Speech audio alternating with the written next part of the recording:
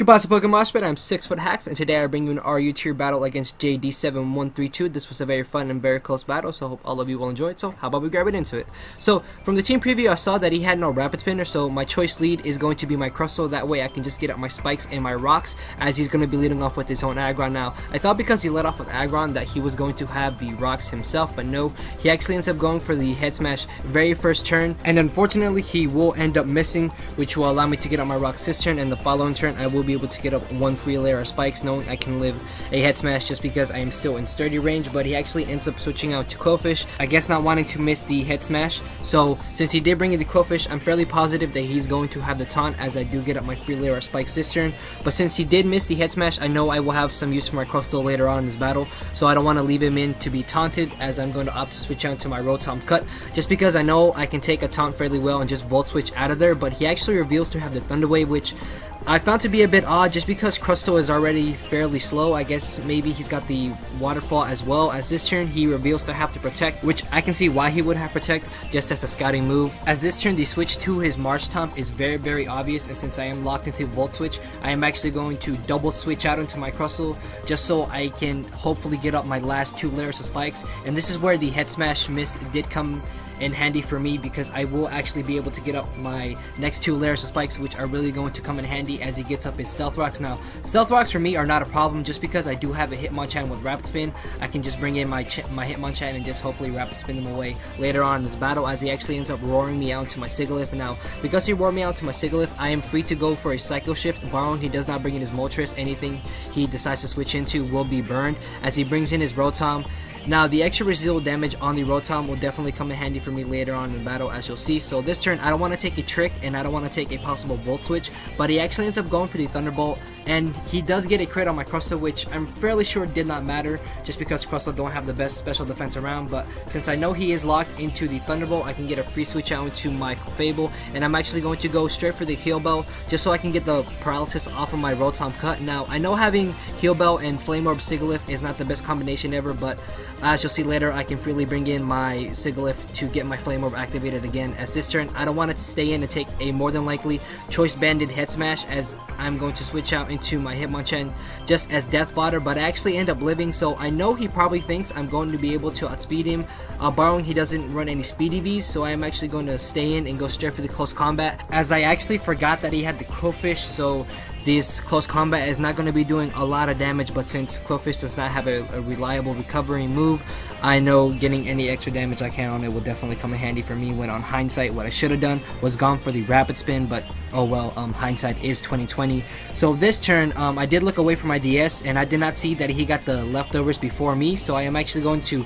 leave in my Hitmonchan and go for the Rapid Spin, but he actually ends up outspeeding me, goes for Thunder Wave, and I get fully paralyzed, which was a bit frustrating. But if I can bring in my Hitmonchan later on in the battle, I can just really spin the rocks away, hopefully. As this turn, I am going to switch out into my Rotom, thinking that he just wants to go for the possible spikes, or maybe even the Waterfall, but he does get up a free layer of spikes, as you saw there. So this turn, the Protect is very obvious, so I am actually going to switch out to my Sigilyph, predicting that, which will allow me to get my Flame Orb back. So next turn, I can either go for a Cosmic Power, or I can either go for a Psycho Shift. Now, since last time I did go for the Psycho Shift, I know this turn he's going to switch out to his Moltres, predicting that, so I am actually going to go for the Cosmic Power, giving me a +1 in my physical defense and a +1 in my special defense. That way I can take the Moltres' Fire Blast that much easier. And since most Moltres nowadays in RU tend to be timid specs or timid Life Orb, I know I can outspeed and get up a second Cosmic Power, so I will be able to take an Air Slash or a Fire Blast that much better,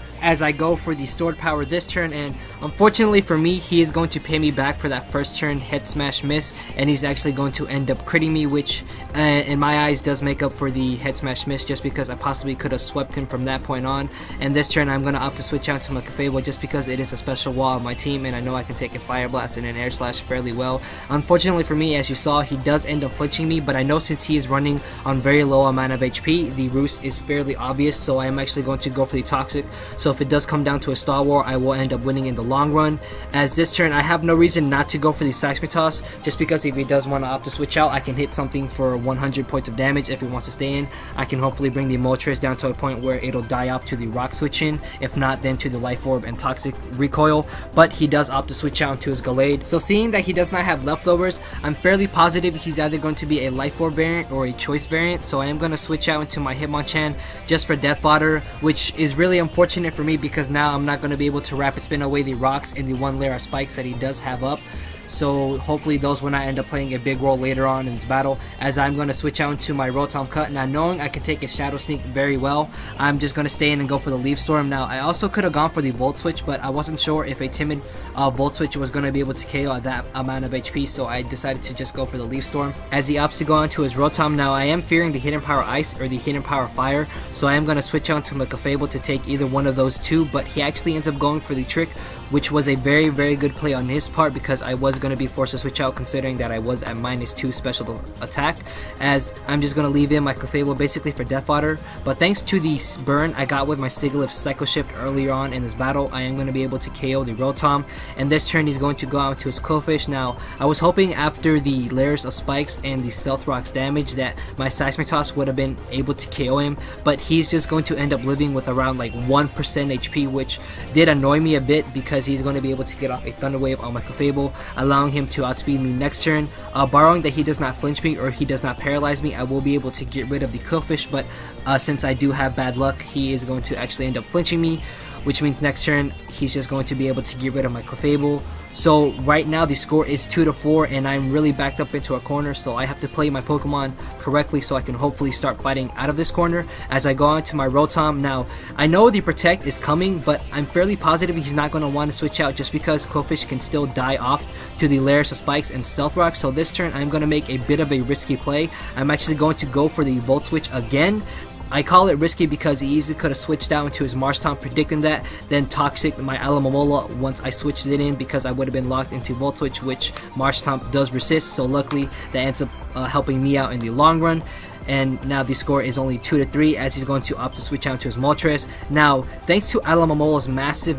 HP stat, I'm fairly positive I can take at least one Hidden Power Grass and get off a Wish and hopefully go for a Protect the following turn. So luckily I am going to be able to live with around 2% HP, which is just great, allowing me to get off my Wish. Now here I can either go for the Protect as I plan to, or I can either predict him to predict me to go for Protect as he goes for the Roost, and I can go for a Scald. So I actually did decide to go for the Scald instead of going for the Protect, as he's just going to die out from the Life Orb and the poison damage, so it is a double down, and the score now is 1-2 in his favor. So he's going to go into his Marshtomp. Now the best move for me to lock myself into is obviously the Leaf Storm, so I know a Leaf Storm will easily be able to just annihilate this Marshtomp, so all he has left is his Aggron. Now I'm not too positive that a -2 timid Leaf Storm will be able to kill the Aggron or not, but I guess we're just gonna have to find out as he switches in, and the spikes and rocks damage really is racking up. So here is the moment of truth, and I am able to kill the Aggron at -2, which will give me the victory 1-0. So yeah, that was a very fun and very close game. JD7132. The battle was a bit hacksy, but that is part of the game. So I hope all of you did enjoy my narration and did enjoy the battle, and if you did, please feel free to leave a comment down below on what you thought about it, and feel free to click that like button. So with that, I do believe I am out of here, PokeMoshPit. Later.